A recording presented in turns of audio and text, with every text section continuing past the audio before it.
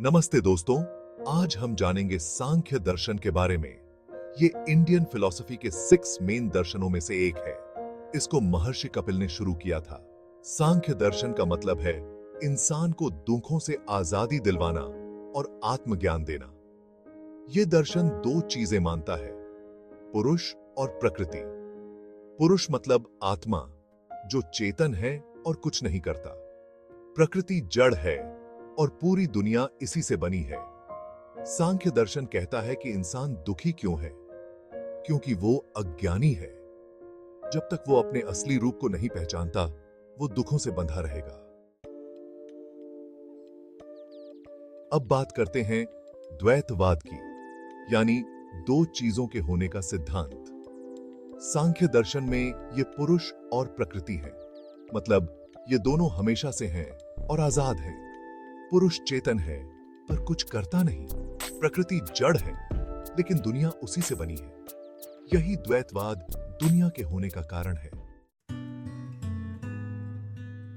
सांख्य दर्शन के हिसाब से पुरुष आत्मा है, जो हमेशा से है, कभी नहीं मरता और कभी बदलता नहीं।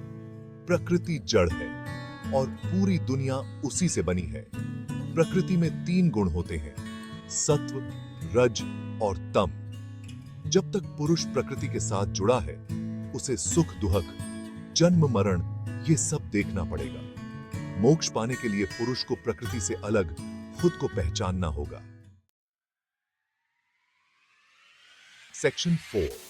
अब आते हैं मोक्ष पर, यानी दुखों से पूरी तरह मुक्ति। सांख्य दर्शन कहता है कि जब पुरुष प्रकृति से खुद को अलग पहचान लेता है, तब मोक्ष मिलता है।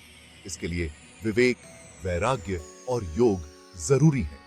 विवेक से पता चलता है कि क्या सही है, क्या गलत। वैराग्य से इंद्रियों पर कंट्रोल होता है। योग से मन एकाग्र होता है। सेक्शन 5। सांख्य दर्शन का इंडियन फिलॉसफी में बहुत बड़ा योगदान है। इसने द्वैतवाद को समझाया है। इसने पुरुष और प्रकृति के बारे में बताया है। इसके सिद्धांतों ने योग, वेदांत और तंत्र जैसे दर्शनों को भी प्रभावित किया है।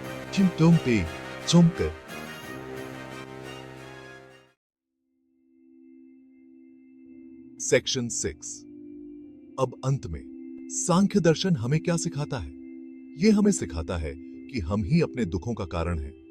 अज्ञानता की वजह से हम प्रकृति से जुड़ जाते हैं और दुखों में फंस जाते हैं। हमें अपने असली रूप को पहचानना होगा, जो कि शुद्ध चेतना है। यही असली ज्ञान है और यही मोक्ष का रास्ता है। सांख्य दर्शन हमें इसी शाश्वत सत्य को ढूंढने के लिए प्रेरित करता है।